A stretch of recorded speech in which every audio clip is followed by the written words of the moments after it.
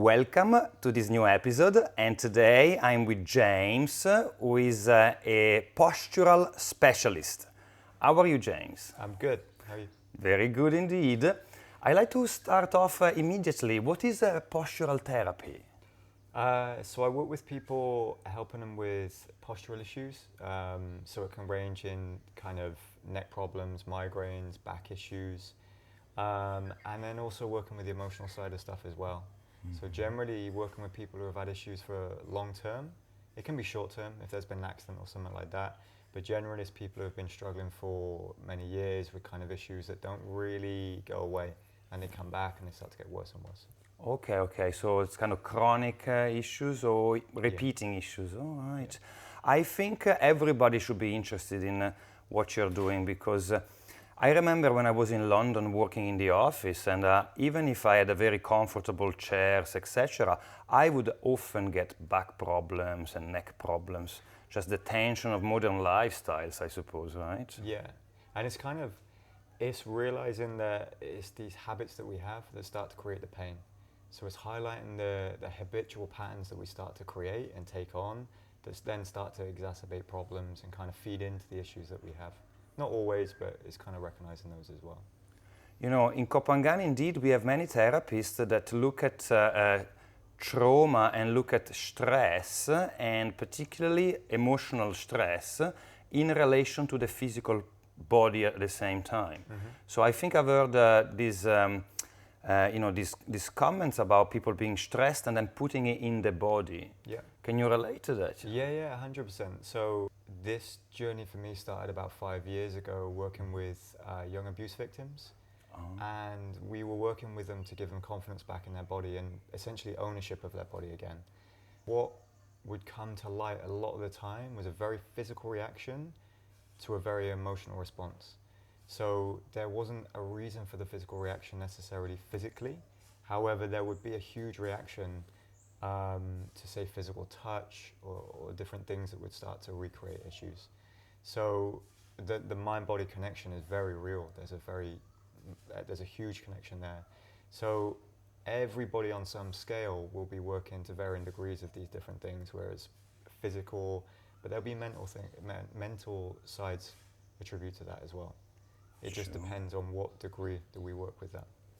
I can feel it myself, as I mentioned my experience back in the days. And, you know, as a growing up child, I always had a bit of a problem with my back because just my physical structure is that I have a stronger sort of like second part of the body, like legs, and then I have like a sort of smaller upper body and a big head, if you want. So,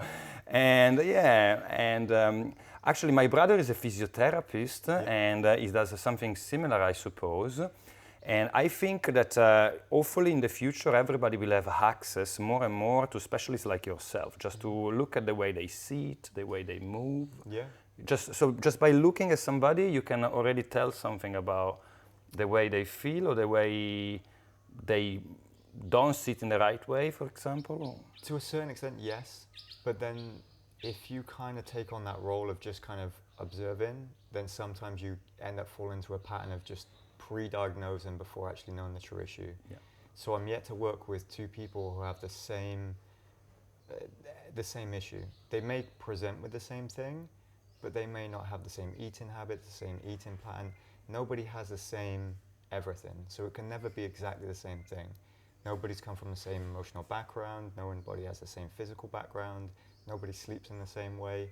So it's very easy to kind of pre-diagnose from looking at someone, but if you fall into that trap of going, I know what the problem is, without actually testing, then we start to misdiagnose. Absolutely, and it's very important indeed to come up with something which is specific to the individual all the time, isn't it? Okay.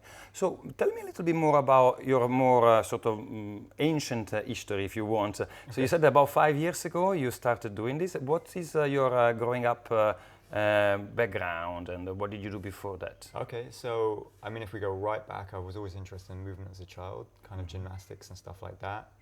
I started using resistance training or traditional weightlifting at 17. And then over the course of my young adult life through my 20s, managed to mess myself up completely. Oh. Mistraining in the gym, training the wrong way. Broke several bones down my left-hand side, including my wrist, my elbow, my shoulder, ribs. Tore a muscle in my neck severely that was debilitated me for about 6 months. Just doing a overhead press, and managed to, I didn't know at the time, but I tore my levator scap quite severely, and it put me in bed for about 3 months. And I was interested to know the exact cause. Nobody could give me the exact reason, and this kept flaring up. And from then, dislocated my right shoulder, and then wanted to kind of work around this. So I dislocated it a further 3 times from the initial accident. From training all the time, yeah? The first was a football accident. Okay. I dislocated it there, and then it came out training. So because I'd already dislocated and didn't rehab it properly, it then happened again and again. So I wanted to kind of understand this and work around this. So at the age of 30, I started again. So I was an electrical engineer. I sold that business, and then started going to more fitness side of things, started to train people with gymnastic strength.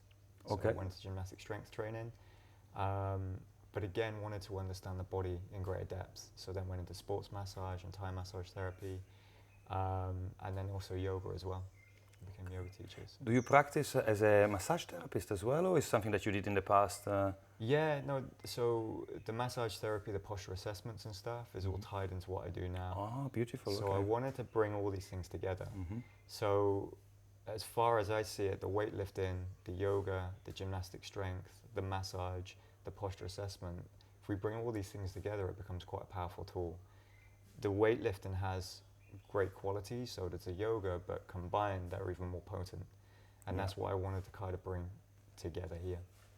I totally agree. Very nice. And so, can you walk me through a typical experience of a new client coming and seeing you? I mean, how do you start with them? What do you do? Okay, so it kind of depends on what, because people come in for many different reasons. But say somebody's coming with back pain, it's quite a common thing, or headaches. The first thing we do is we'll sit down and we'll have a consultation, which involves actually going through your history. I want to know more about you. I want to know more about your habits. Anything that you feel open enough to share. You don't have to share anything, but the more you can share, the more it helps to build this picture of how have we created this puzzle that's got us to this point. Because it's very rare that I've just hurt my back. I just twisted and I just cricked my neck or pulled something. We basically start to accumulate a debt over time that eventually has to be paid. So it happens with, I just twisted and I hurt something, but actually that's been building up for a long time. So we'll go over your history, we'll kind of look through your habits, and then we'll start to look more towards the actual reason why you've come in today, and then we'll move on to where you want to go with things. So your goals. Okay. It's very thorough, yeah. I really like your approach, actually. And, you know, again, going back to my experience, about a few years ago, 2013, I had a major burnout, and it started as a psychological problem of too much work, too much stress at work. But then it transferred into a neck injury and a shoulder injury that I had for a long time. And sometimes when I get stressed, although it doesn't happen very often, thanks God, I see it coming back again. You know, it's like, it's amazing because from a physical perspective, I'm fine. But then, you know, there is some sort of connection with my level of stress. Yeah, totally. So it kind of happens twofold. We can, with the emotional response, we have a physical response within the body. And sometimes when we've kind of taken on that burden of stress for so long, the body reacts in a certain way physically. Then if you go, let's say we go to the gym, we start exercising and we create that same physical response, it can then start to recreate that emotional response as well. The two feeling sensations become tied. Very connected, right? Yeah. Makes a lot of sense indeed.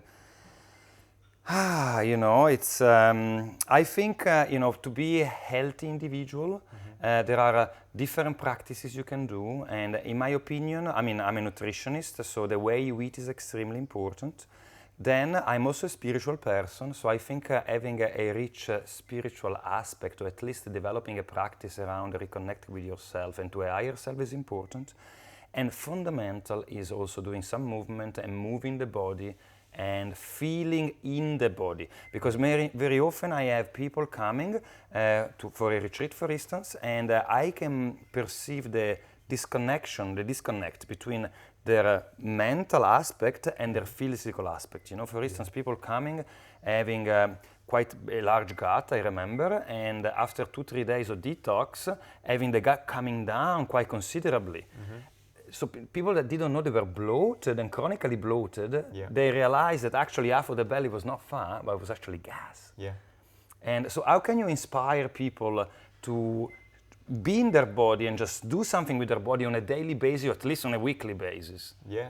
I mean, this is where I think one of the most potent things, rather than kind of pushing someone who doesn't traditionally go to the gym or doesn't necessarily like sports or doesn't really like physical practice, it's more about building this habitual pattern and recognizing the things that are creating the issue in the first place. Going back to what we talked about originally, that when we start to highlight the issue, like you said, whether the issue is stress, whether the issue is kind of food, or whether the issue is posture, once we start to realize the core problem, then we can start to address it. But if we don't realize it's a problem, then we never start to address it. So rather than pushing people into, say, exercise, it's more about realizing the actual issue and then starting to make a better habit rather than like a toxic habit or something that's kind of causing us problems. Sure. Because I used to go to the gym as well, and I put on quite a bit of muscles, but then when I stopped, I had problems, you know, and then I got a few injuries as well just by weight training. Because again, weight training, you need to know how to do it well. I mean, it's not so easy, particularly when you start like pulling quite a bit of weight.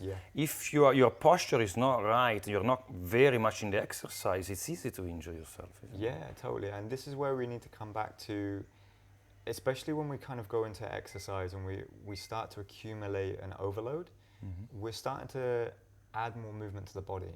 And what we want to do is we want to add that movement in a positive way. And it doesn't necessarily mean to be a movement critique over everything we do. We have to move perfect with everything.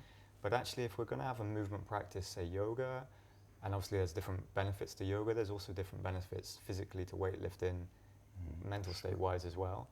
But actually, if we're going to do these physical practices, then we might as well get the most out of it, moving as optimally as we can. So it doesn't mean to necessarily do it textbook perfect, or we have to look like I angle when we do something. I mean, that's not going to happen, it's right? very difficult. Yeah, exactly. But it's to move as optimally as we can with the constraints of mobility, the constraints of flexibility, the constraints of actual control as well, and then strength. So, yeah, forming these healthier patterns again. Sounds very good. I think you mentioned that you plan potentially to do some retreats as well, maybe residential retreats, or collaborate with people to do retreats, maybe in Copangan or that would be somewhere really else? nice. The kind of plan for a long time with this is to help people on more of a global basis. I found in the UK it was quite difficult to do that. So it was always kind of the dream to come out here and to be able to help more people from that perspective. And to be in this environment, it kind of taking people out of their environment. Like you said before, the stresses of maybe being in London and you kind of your daily life, being able to come here and kind of break yourself out of that gives you the opportunity to see things maybe with a different perspective. So yeah. You know, I love to run a food or intermittent fasting or fasting retreat, which includes also knowledge around posture and physical exercise. And, you know, who knows, we might do something together in the future. Yeah, it'd be interesting. Nice. Sounds lovely. Well, James, thank you very much for our little chat today. It's been very nice talking to you. And, yeah, thank you, Luca. all the best for, you know, the rest. Thank you.